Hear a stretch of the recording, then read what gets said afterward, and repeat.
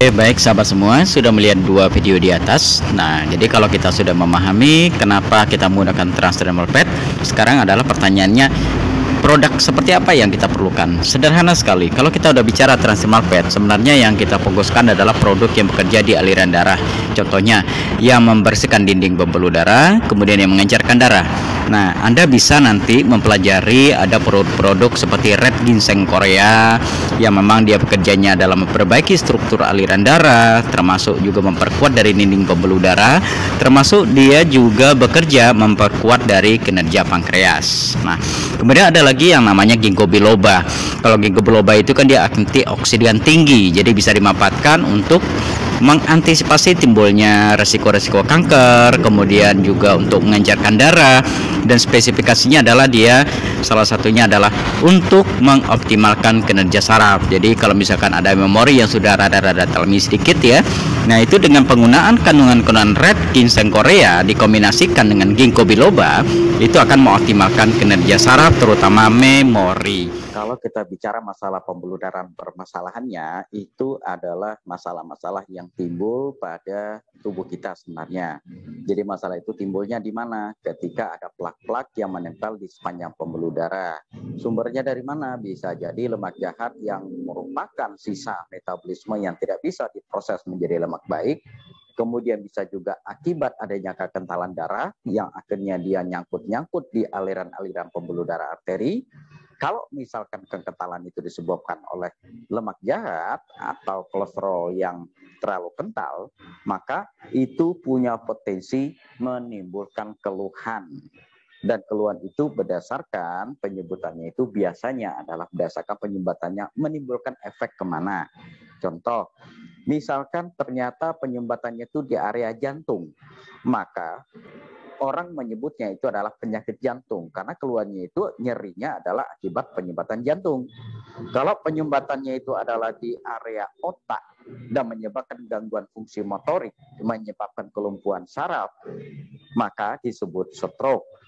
Kalau ternyata menyebabkan kesemutan, geringgingan, segala macam, orang menyebutnya kesemutan. Kalau ternyata menyumbatnya di ginjal, maka disebut penyakit ginjal. Kalau penyumbatannya adalah di liver, orang menyebutnya penyakit liver. Jadi, nah sekarang kita lihat apa saja yang menjadi permasalahan. Nah sekarang kita lihat, sadarkah kita bahwa ternyata 17 juta orang di dunia meninggal akibat penyakit jantung dan akibat kelainan pembuluh darah lainnya.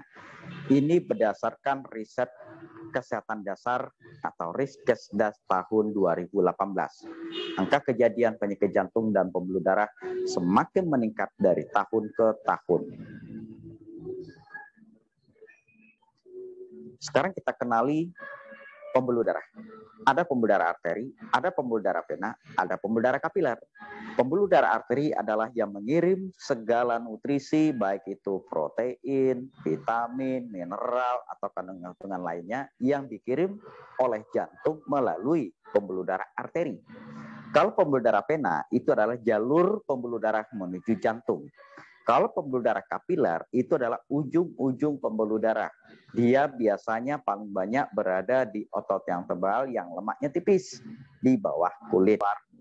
Apabila Bapak Ibu sayat kulit dan terjadi darah yang mau keluar, maka itu adalah darah yang keluar dari pembuluh darah kapiler biasanya. Nah, jalur suntik intravena itu adalah jalur distribusi yang disuntikkan melalui pembuluh darah vena, termasuk infus. Daya distribusinya mendekati 100%. Inilah alasannya kenapa kalau kita sakit dirawat di rumah sakit, sebelum masuk ke ruangan dipasang dulu jarum di pembuluh darah vena kita. Dan itu adalah jalur untuk masuk dari apa yang kita masukkan. Bisa jadi obat, bisa jadi vitamin, bisa jadi mineral, bisa jadi asam amino atau apapun yang dibutuhkan oleh tubuh. Kenapa tidak lewat mulut saja? Karena kalau lewat mulut, itu penyerapannya itu melalui proses dulu. Ada yang berproses di mulut, ada yang berproses selanjutnya di lambung, kemudian diproses lagi di liver, dan kurang lebih hanya 13% sampai 28% saja yang diedarkan menuju jantung yang itu merupakan zat aktif dari total yang kita masukkan melalui mulut. Nah, bagaimana dengan konsep transdermal? Kalau transdermal itu adalah jalur lewat kulit. Kalau menggunakan plester, maka disebut plester transdermal atau pad transdermal. Ditempelkan di kulit, maka dia akan diserap oleh pembuluh darah kapiler dan dikirimlah ke jantung. Oleh jantung barulah diedarkan ke seluruh tubuh. Dan jalur distribusinya ini kurang lebih hampir mendekati 90%.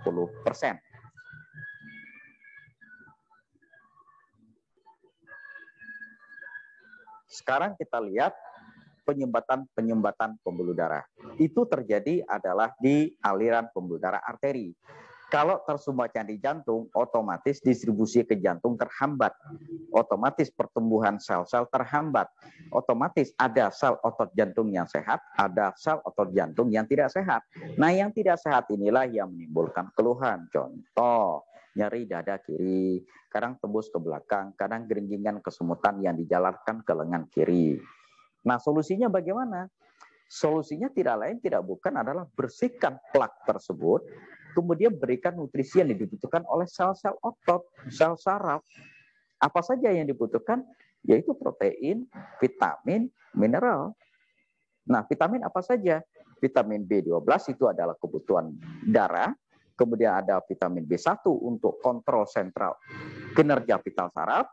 Kemudian B3 itu adalah yang bekerja ketika pembentukan energi di tingkat sel. Jadi sel itu akhirnya punya tenaga yang disebut dengan proses pembentukan ATP. Kemudian ada lagi B6, B9, dan Bapak Ibu mengenali biasanya asam folat ya. Ini adalah bahan dasar yang diperlukan ketika sel itu membelah. Dia kerjanya adalah di tingkat DNA. Nah, jadi prinsipnya bagaimana? Bersihkan sumbatannya, kemudian berikan nutrisi yang cukup. Mau apapun yang akan disehatkan, entah itu saraf, entah itu otot, entah itu tulang, entah itu organ itu dibentuk oleh kumpulan sel-sel.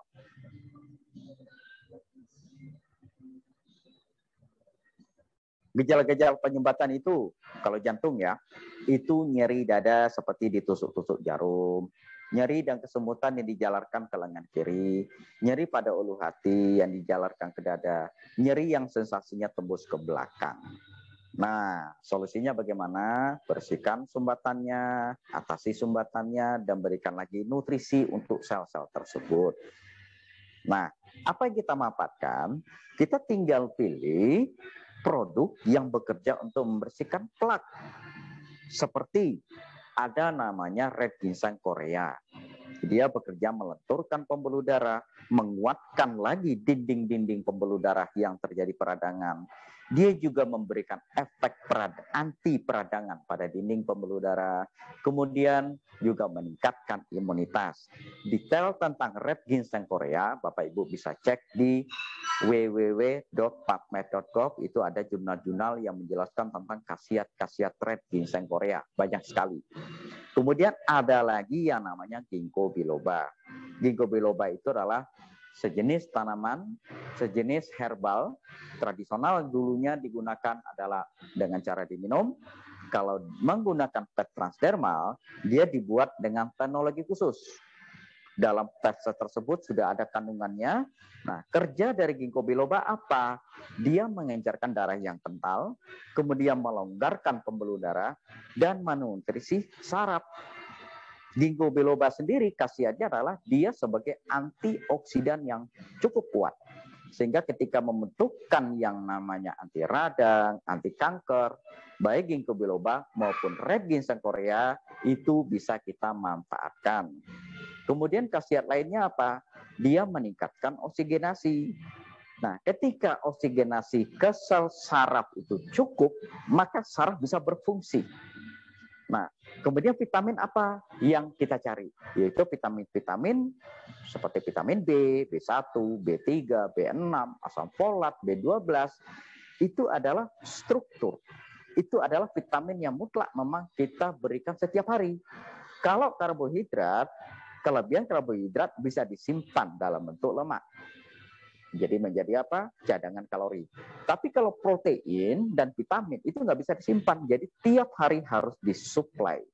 Kita tinggal pilih, kalau suplainya lewat mulut, daya distribusinya dari total yang kita masukkan, zat aktifnya kurang lebih 13% sampai 28%.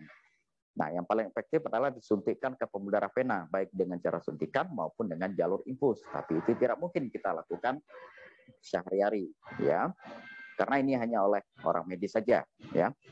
Yang paling efektif setelah injeksi adalah dengan menggunakan teknologi plaster transdermal atau PET transdermal.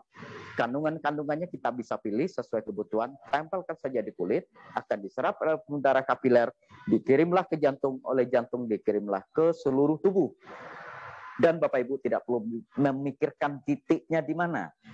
Karena prinsipnya adalah tempelkan di kulit yang sehat. Sekali lagi, di kulit yang sehat, yang kandungan lemak di bawahnya tipis, dan ototnya agak tebal. Contoh, punggung atas kiri kanan, pinggang kiri kanan, kemudian di area paha bagian dalam, kemudian area bahu. Ibaratnya Bapak Ibu coba perhatikan orang suntik, ya. Contoh, disuntikan insulin.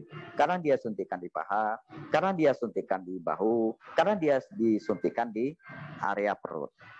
Nah, kadang disuntikan juga di pinggul. Mengapa disuntikan di situ? Karena targetnya adalah pembuluh darah kapiler yang akan menyerapnya. Nah, itulah prinsip dari penggunaan plaster transdermal. Jadi, kalau Bapak Ibu ingin tahu di mana titik penempelannya, lupakan titik akupuntur dan totok saraf. Karena tidak ada korelasinya dengan itu. Korelasi transdermal itu adalah cari kulit yang sehat, yang kira-kira penyerapannya paling tinggi, yaitu punggung kiri kanan, kemudian pinggang kiri kanan, atau pinggul kiri kanan, atau paha bagian dalam, atau bahu. Mau di betis juga boleh. Nah, itu kalau kita bicara PET transdermal.